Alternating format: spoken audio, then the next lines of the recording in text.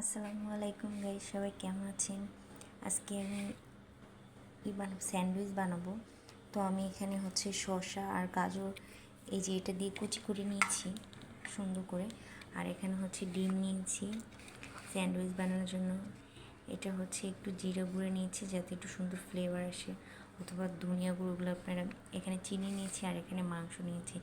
মাংসটা আগে সিদ্ধ করে নিয়েছি, একটু লেবু আর গিয়ে আপনার দিয়ে সিদ্ধ করেছি ডাট। তো আমি এগুলো মিশ্রণ করব একসাথে। দেখেন কী কী উপকরণ দেওয়া হয়েছে।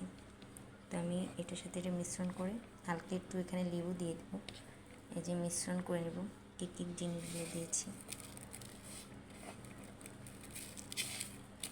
স্যান্ডউইচের জন্য। এই যে সুন্দর করে এটা মিশ্রণ করে নিচ্ছি।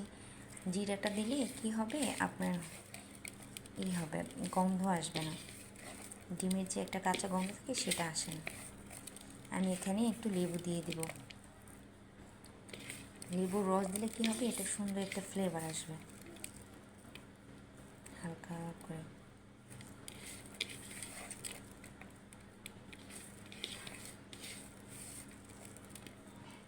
এটা মেশানো হয়ে গেছে আমার সুন্দর করে। আপনারা চামচ দিয়েও করতে পারেন, আমি একটু হাত দিয়ে করতেছি। এখন আমি মিউনিস দিয়ে দেবো। এই যে মিউনিস কতটুকু লাগবে আমি দিয়ে দেবো সেটা। এই যে মিউনিস, এটা আমি এখন দিয়ে দিব পুরো।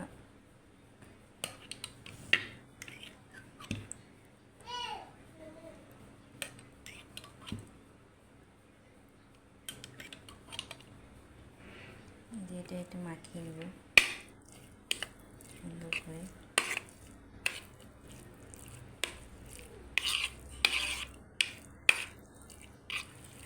চিকেনগুলো সবগুলো মাখানো হয়ে যাবে। এগুলোর ভিতরে আপনার ক্যাপসিকামও দিতে পারেন, ক্যাপসিকাম দিলে ভালো লাগে। এরকম বেশি চিনি অ্যাড করিনি, খুব কম চিনি অ্যাড করেছি। এই যে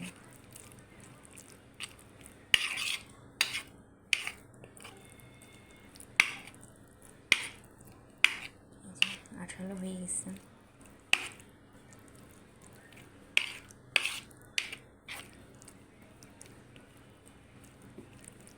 এই যে মিশ্রণ করা শেষ, মিক্সড করে নিয়েছি একসাথে।